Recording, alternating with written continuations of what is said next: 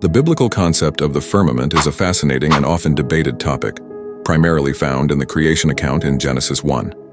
The term itself comes from the Latin firmamentum in the Vulgate translation of the Bible, which implies something solid or firm. However, the original Hebrew word rakia has a different nuance. Here's a breakdown of what the Bible says about the firmament, the creation of the firmament. In Genesis 1:68, on the second day of creation, God says, "Let there be a firmament in the midst of the waters, and let it divide the waters from the waters." God then makes this firmament and separates the waters which were under the firmament from the waters which were above the firmament.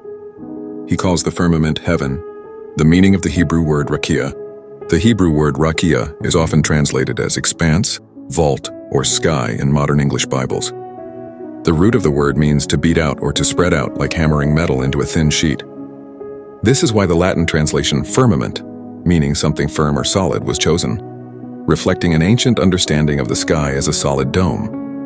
The biblical writers, like their contemporaries in the ancient Near East, held a cosmology that viewed the sky as a kind of a solid dome, which was believed to hold back a great reservoir of water above the earth. This is the context for verses like Genesis 7:11, where the windows of heaven are opened to release the floodwaters. The purpose of the firmament: to separate the waters. The primary function of the firmament in Genesis 1 is to create a space between the waters below, which would become seas and oceans, and the waters above. To house the heavenly bodies, on the fourth day of creation, God places the sun, moon, and stars in the firmament of the heavens, Genesis 1:14-17. To serve as the realm for birds, the Bible also states that birds were created to fly above the earth, across the vault of the sky, Genesis 1:20 NIV. This shows that the firmament is the visible atmosphere or sky. The firmament in other parts of the Bible. The firmament is also mentioned in poetic books like the Psalms, where it is used to describe God's creation and power. For example, Psalm 19:1 states, "The heavens declare the glory of God, the firmament shows his handiwork."